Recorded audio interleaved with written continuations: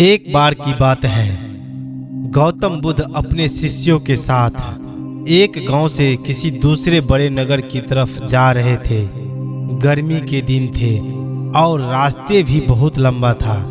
गौतम बुद्ध शिष्यों सहित बहुत देर से चल रहे थे, जिस वजह से उन्हें बहुत प्यास लगती है। वहां से कुछ ही दूरी पर बरगद के वृक्ष की एक घनी छांव थी।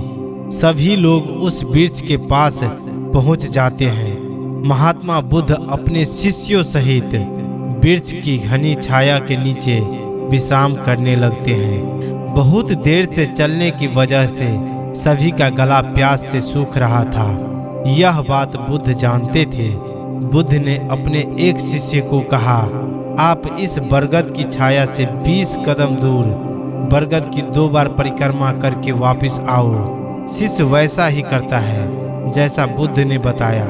परिक्रमा के बाद जब शिष्य महात्मा बुद्ध के पास आया तो बुद्ध बोले कि क्या आपको किसी ठंडी हवा का अनुभव हुआ था?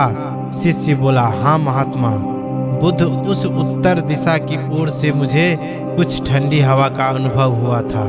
शिष्य की यह बात सुन महात्मा बुद्ध शिष्य से तुरंत बोले कि उसी दिशा में चले जाओ, जरूर वहाँ से कुछ ही दूरी पर एक तालाब अवश्य मिलेगा। उस तालाब से सबके लिए पानी ले आओ। शिष्य उसी दिशा में जब दूर जाता है तो वहाँ सच में एक तालाब होता है। तालाब देख शिष्य बहुत प्रसन्न होता है और तालाब के निकट जाकर जैसे ही तालाब से पानी भरने लगता है, तभी शिष्य की नज़र वहाँ से दूर तालाब में कपड़े धो रही एक स्त्रियाँ पर जाती है। यह देख शिष्य मन में सोचते हैं कि यह पानी तो गंदा हो गया है, लेकिन जब शिष्य ध्यान से तालाब के पानी को देखते हैं कि अभी तालाब का कुछ पानी साफ है, इतने में 2 बैलगाड़ी जोर से तालाब के किनारे से होती हुई निकल जाती है। बैलगाड़ी के पहिए तालाब की मिट्टी के ऊपर इतनी जोर से निकलते हैं कि तालाब के नीचे बैठी हुई सारी मिट्टी तालाब के ऊपर आ जाती है, जिस वजह से तालाब का बचा हुआ पानी भी गंदा हो जाता है। यह देख शिष्य बिना पानी लिए क्रोध में महात्मा बुद्ध के पास वापस चला जाता है। शिष्य बड़े ही निराशा भाव से महात्मा बुद्ध को सब बात बताता है। शिष्य की बातें सुन सभी शिष्य बोलते हैं कि हमें तुरंत यहाँ से निकल जाना चाहिए, किसी दूसरी जगह पर पानी की खोज करनी चाहिए, वरना प्यासे मारे जाएंगे।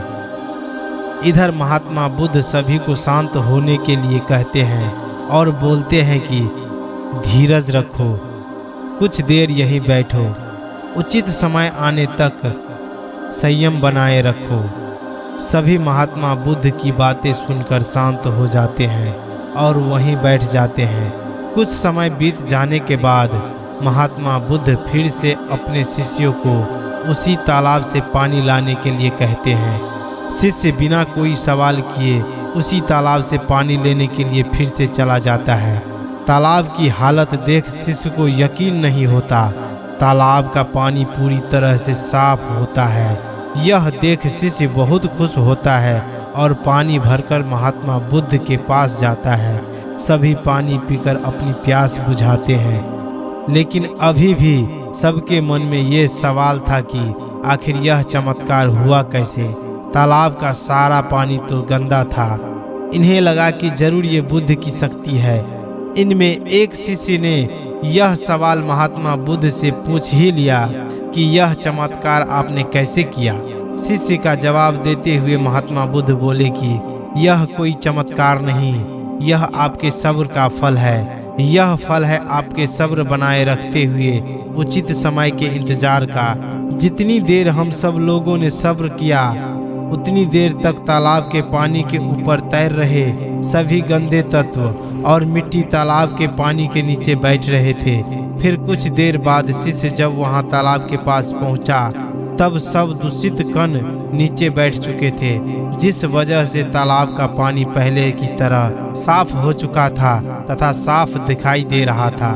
यदि उस समय आप लोग ने सब्र न किया होता, धैर्य न रखा होता, तो आप सब इतनी गर्मी में पानी की खोज में प्यासे रहकर शायद अब तक मृत्यु को प्राप्त हो गए होते, क्योंकि यहाँ से अगला कोई तालाब है या नहीं, और होगा भी तो क्या उसका पानी साफ होगा या नहीं। इन सब कारणों से आप कभी प्यास न बुझा पाते और प्यासे ही मर जाते। इन कहानी से सीख मिलती है कि सब्र करना सीखो, धैर्य बनाए रखो। अगर आपको यह बुद्धा की कहानी अच्छी लगी तो इस चैनल शब्द मित्रा को सब्सक्राइब करके बेल आइकन दबाना न भूलें। साथ ही इस वीडियो को लाइक जरूर करें। धन्यवाद।